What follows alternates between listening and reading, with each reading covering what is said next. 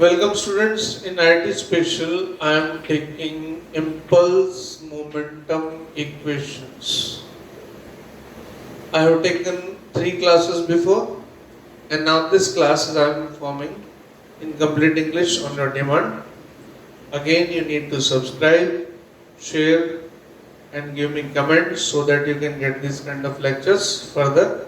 And the previous lecture also, which were in Hindi plus English mix, I'll provide you in English. Well, still you can get connected if you have gone through this chapter, the momentum conservation. In the previous lecture, I have explained everything. I have come to the point of collision.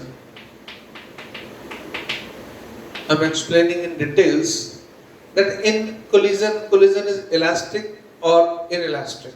I explained in the previous lectures that momentum conservation will always persist one thing.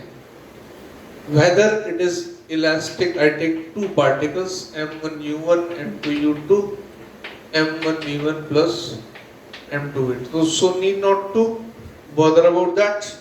It will be always persisting. And secondly, in elastic collision, kinetic energy remains conserved, but in elastic collision, the kinetic energy doesn't remain conserved, and I won't go in the details of energy conservation, but I will use the formula of E, coefficient of restitution, that is basically what relative velocity of approach upon relative velocity of separation upon relative velocity of approach. Now let me tell you very clear that this is not complete, but here later on I'll add some more terms here also in the definition of E, but here it is only this required. After collision, we write V2 minus V1, before collision U1 minus U2. By these two calculations, these two equations, this one and this two, we calculate the values of V1, V2. You simply know the formulas of V1 and V2.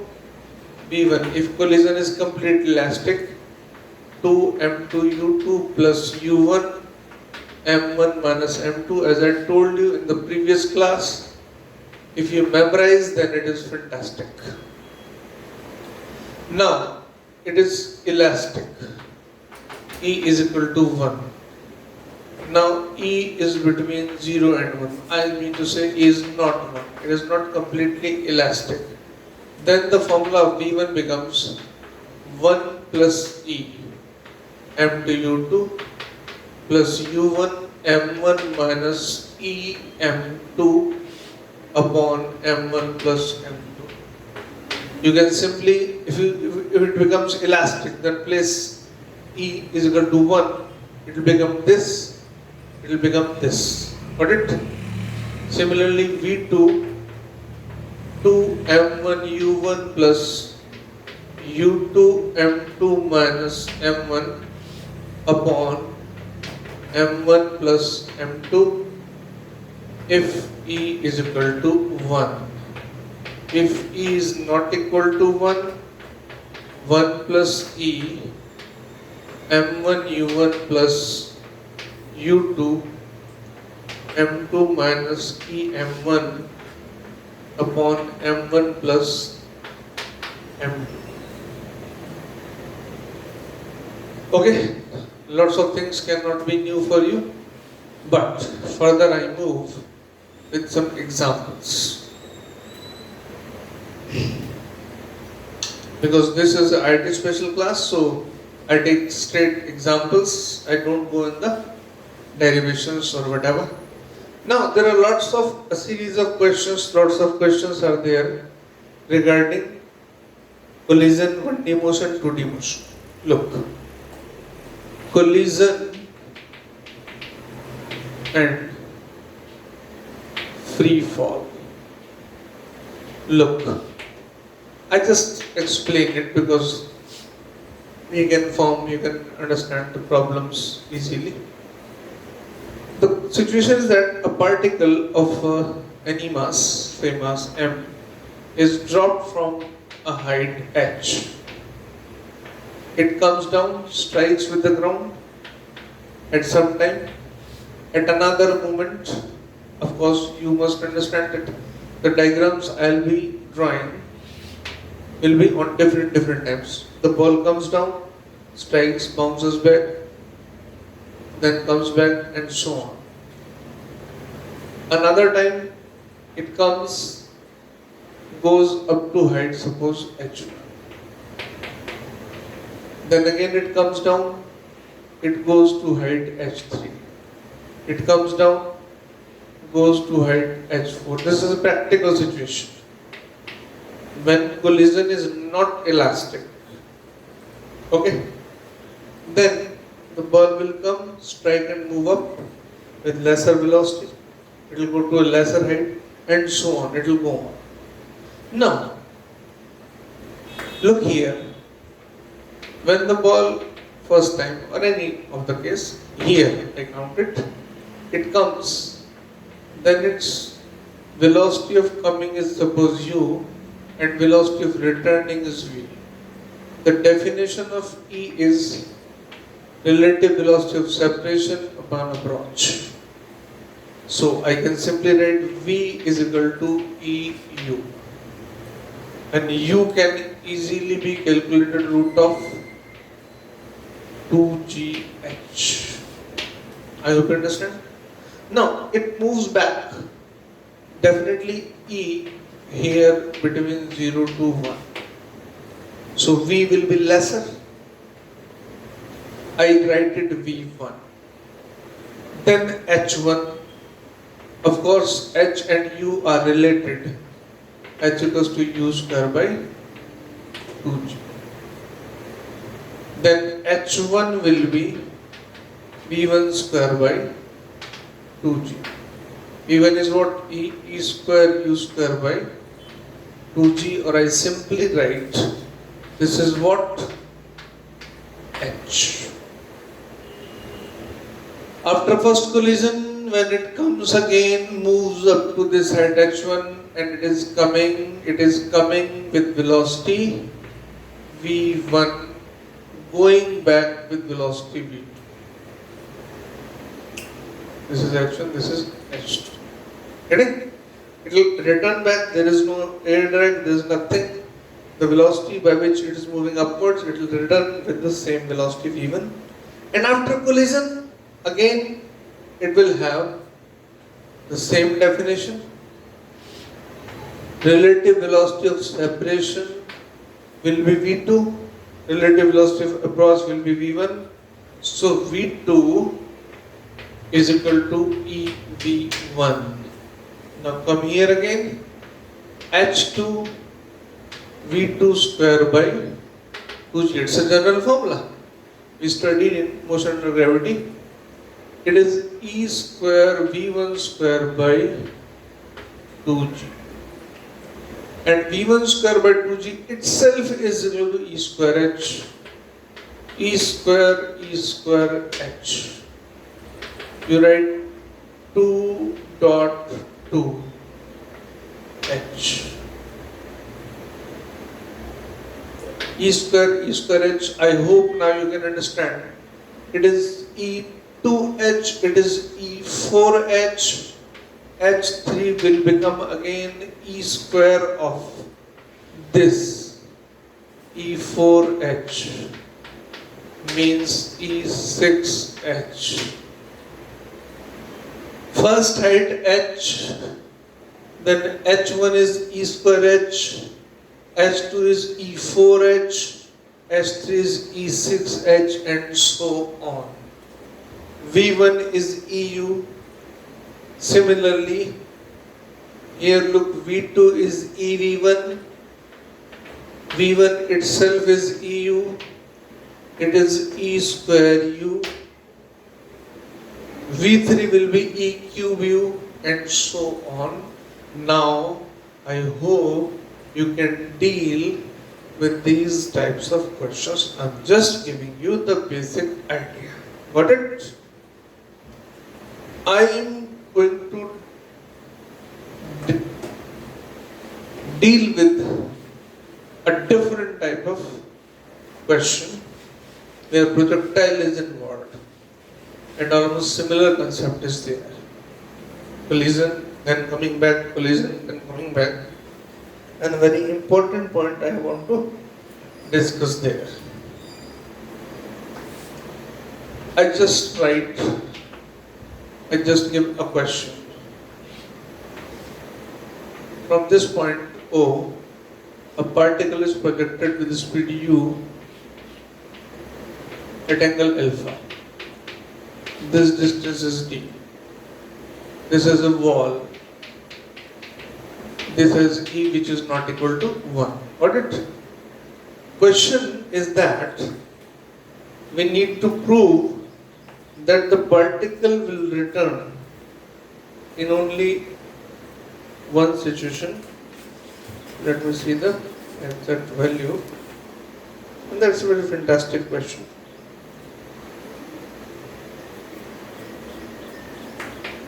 If d is less than equals to EU square,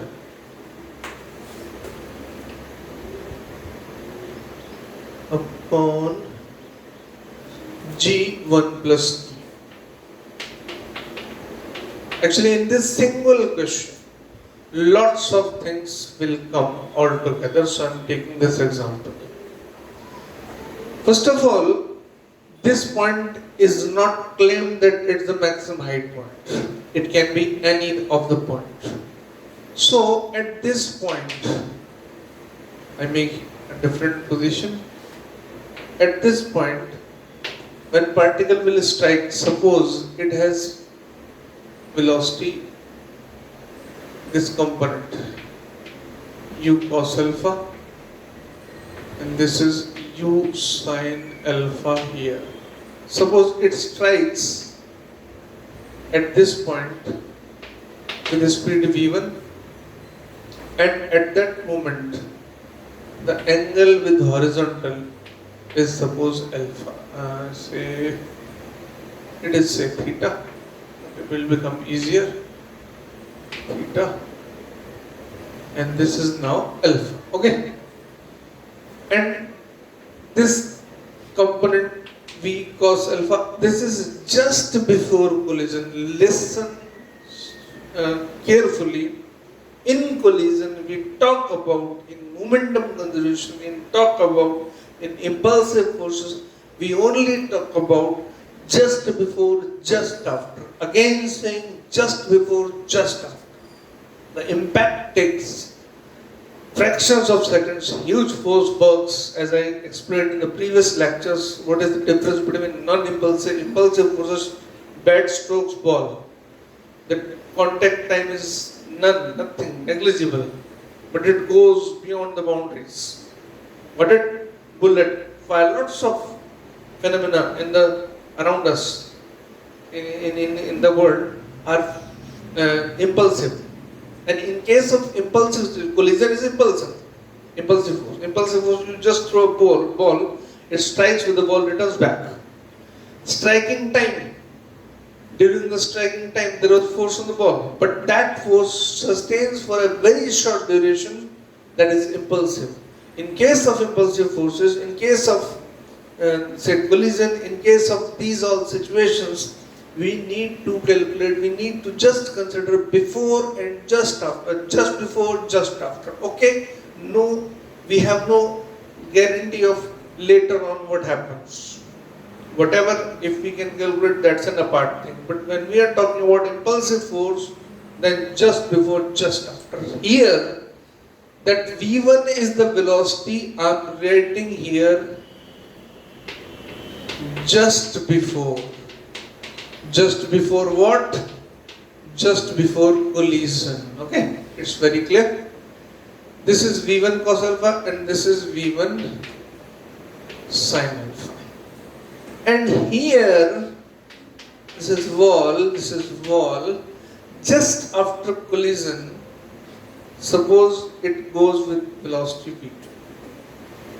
It returns back, and this is, I simply write V2y, and this is V2x. No need to introduce much more angles here. Now, it will be again a parabolic because at this point the particle has y component, x component, it will move in this way, the parabolic path. Got it? Now, here one interesting thing. This V1 cos alpha, in the whole projectile path you have studied that x component of velocity remains constant, means V1 cos alpha is equal to u cos theta. One mystery is solved. Got it?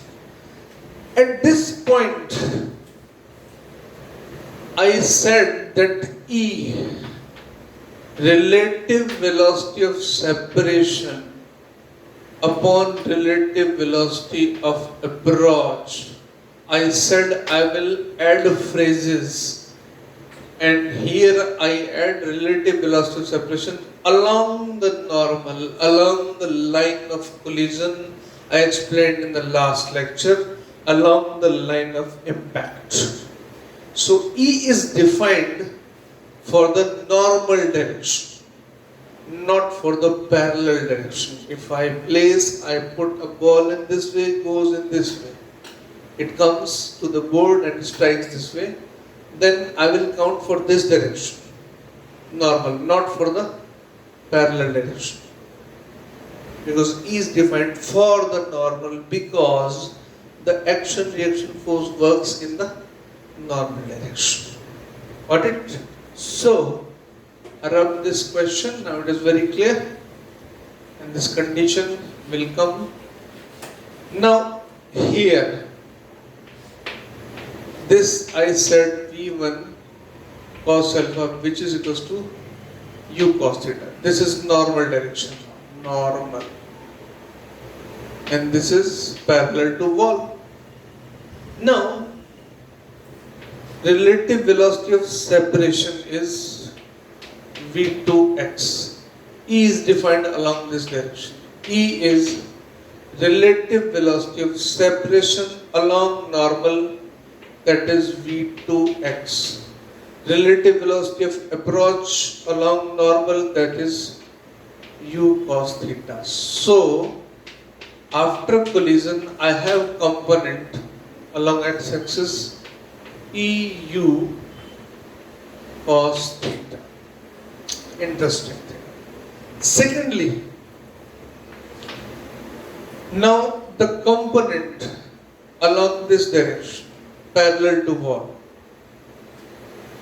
The component along parallel to the wall experience no force. Wall doesn't exert normal direction, is always normal to surface. So along this direction, the momentum will remain conserved. I explained here that this is V1, this is alpha, this is V1 cos alpha, this is V1 sin alpha. I talk about momentum. Momentum was mv1 sin alpha, parallel to wall, is equal to mv2y. That means V2y will have the same value when it will return back, this component V2y, it will have the same value V1 sin alpha. Wherever it collides the projectile, its vertical component doesn't change, its horizontal component changes if the wall is completely vertical. Got it? This is a very key point here. Now, when it is returning back, now you look very carefully, when it is returning back, it has x component, it has y component. Y component hasn't changed, x component has changed. Listen again. In the collision with the vertical wall, in projectile motion, after collision, the x component has changed, but y component hasn't changed. Now, what the effect of this is here? Look. You write t total time of flight 2u sin theta upon g. I write it 2u y upon g. If throughout the motion, if uy doesn't change, then time of flight will remain unchanged. Are you getting? In collision also, if it goes, strikes, comes back, it will take the same time if there would have been no war. This is very important point in case of collision and projectile. If after collision, before collision, both times if added, if I say that this particle took t0, then t1 here, t0 from here to here, it took time t2, then t1 plus t2 must be t. This is the key feature to solve this problem. Now after knowing this question becomes very easy. In this case, this distance d was covered by u theta. D is equal to u cos theta t1. Simply you can write it. So t1 equals to d upon u cos theta. When returns back, again you write d is equal to, but this time your x component has changed. It has become e u cos theta into t2. Just this has changed. So now your time t2 is d upon eu cos theta. And the very important thing that these two times t1 plus t2 are capital T, which is what? 2u sin theta by g. I'm saying that this question contains lots of things in itself. Don't count it as single question. I have told you many concepts in this single question. Okay? Single question, multiple concepts. About this time, about collision, about normal, about parallel, lots of things this question carries. And after all, the final question, what the t maximum could be. I have given the situation, d must be less than this e square 1 plus u square 1 plus e whatever. Well, t1 is what? D by u cos theta plus d by e u cos theta must be equal to 2u sin theta by g. D upon u cos theta 1 plus 1 by e 2u sin theta by g. I simply write it 1 plus e by e 2u square sin theta cos theta upon g d. Got it? Now I make it more simple. 2 sin theta cos theta will become sin 2 theta. I simply write it 1 plus 1 by e u square sin 2 theta upon g d. Now I use trigonometry here. Sin 2 theta g d 1 plus 1 by e upon u square. Sine of angle sin 2 theta less than equal to 1.